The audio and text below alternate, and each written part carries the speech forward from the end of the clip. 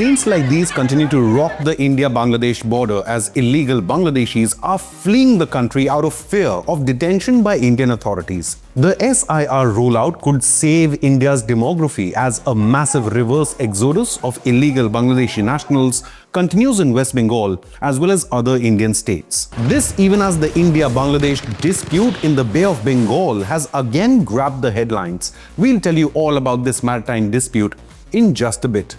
Firstly, shockingly, an Indian national has been arrested for allegedly aiding and sheltering and hiding 12 illegal Bangladeshis. These 12 Bangladeshi immigrants and one Indian were arrested in a raid by local police in Murshidabad village, West Bengal. The police claimed that neither of them possessed any valid documentation allowing them extended stay in India. In neighboring Odisha state, at least 51 infiltrators were identified. 49 of them have now been deported back to their own country, Bangladesh. The Chief Minister of Odisha, Mohan Majhi, stated, "Since the new government came to power in Odisha, a total of 51 Bangladeshis have been identified in various districts of the state." Unquote. But what's shocking is that 2 of these Bangladeshi infiltrators from this group reportedly obtained Indian passports, Aadhaar and other fake documents. They are currently in judicial custody. When we searched for news reports on India-Armenia, then we saw that Inconnectnews reports are ranking among the top 5 in Google News videos. I am Shobhit Mittal and I request you to subscribe to Inconnectnews for the most informative content on defense, geopolitics and economy.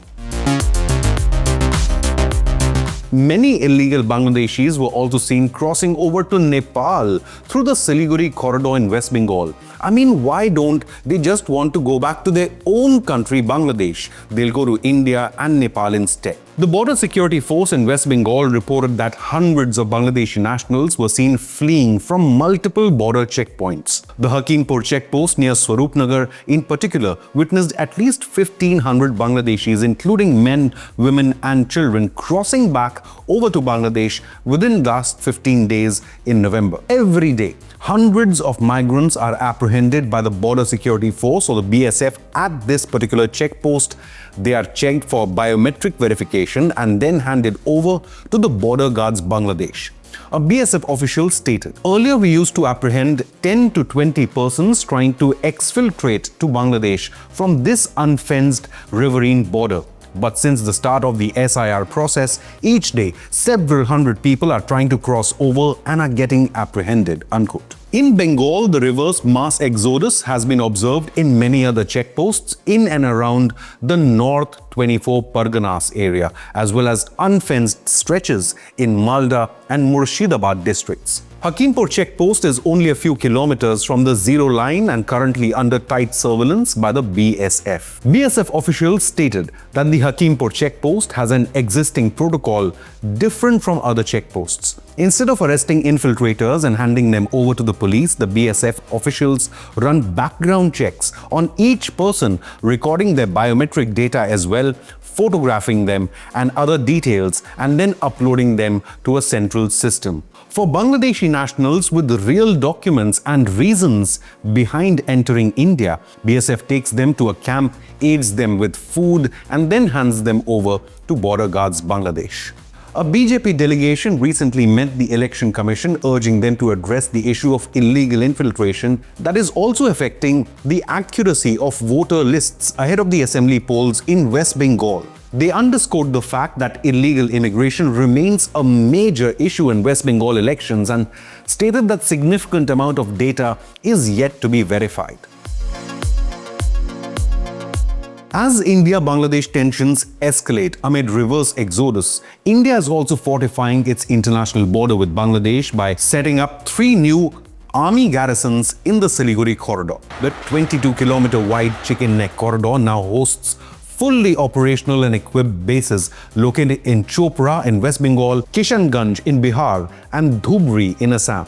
The primary army garrison is the Lachit Borphukan military station in Dhubri, Assam. These military garrisons lie close to the Hashimara Air Base in West Bengal, which houses Rafale fighter jets, BrahMos missiles, and advanced air defense systems like the Russian-origin S-400, and are reinforced with rapid deployment military forces like the para-special forces, as well as intelligence units for rapid response to any external threat. Amid India-Bangladesh border infiltration crisis, there is an even bigger dispute going on in the Bay of Bengal region. Just as the Bangladesh Navy concluded its missile launch drills as part of its annual Sea Exercise 2025. Despite intervention by a UN tribunal in 2014, grey areas still exist between the two countries, India and Bangladesh. According to tribunal ruling, Bangladesh was awarded 19,467 square kilometers out of the 25,600 square kilometer area to which both nations had agreed back then. Now, this ruling binds both the nations, clarifying their exclusive economic zones or EEZs, as well as continental shelf rights. The founder of Maritime Frontiers, which is an Australian ocean and maritime consultancy expert, Joshua Alexander, had stated to The Hindu, quote, "It was quite interesting to see that Bangladesh and India were willing to resolve their disputes on maritime boundaries. They both went to a tribunal and agreed to abide by the decision of that tribunal. But the boundaries that have been agreed are not really simple." Now, the grey area involves Bangladesh's jurisdiction over the seabed and its resources, while India has jurisdiction over the water column above. Now, effective management of these areas require the two countries to cooperate, especially to prevent conflicts and ensure security. Now, Alexander added that non-cooperation makes things more difficult as Bangladesh cannot approve any seabed construction for resource such as oil platforms without taking into account India's jurisdiction on the water column above. They will have to establish a framework for operating and cooperation in these zones that are rich in resources.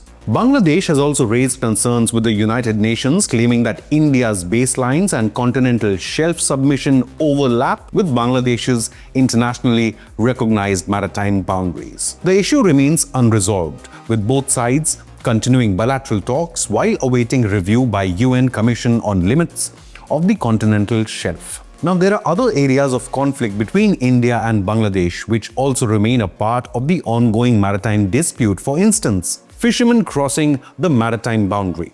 In October 2025, 8 Indian fishermen from Andhra Pradesh were detained by Bangladesh for allegedly straying into Bangladesh's waters. Despite the dispute over international waters, India and Bangladesh have taken steps to strengthen their partnership. In 2015, the two neighbors signed the agreement on coastal shipping to enable direct movement of ships between Indian and Bangladeshi ports, and after standard operating procedure to facilitate coastal shipping and promote two-way trade. In 2018, the two countries signed an agreement allowing India to use Bangladesh's Chittagong and Mongla ports for transshipment.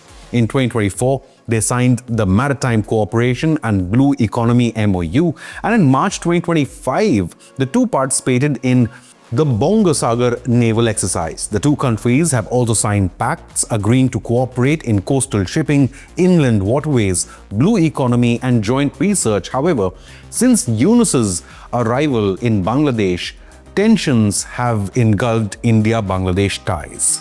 But the core issue now has become thousands of illegal Bangladeshis who are seen finally returning to their own country after years or decades of illegal stay in India. But this is just a drop in the ocean. In 2016, the then Union Minister of State, Kiren Rijiju, had informed the parliament that there are nearly 2 crore or 20 million illegal Bangladeshis living in India. That is similar to the population of Somalia today. Such a large number of illegal immigrants not just threaten jobs and livelihood of Indians, but could also influence state elections and potentially give rise to communal tensions. What do you believe? Should the agencies deport such illegal immigrants on a war footing? Leave a comment with your opinion, hit the like button and subscribe to Inconnect News.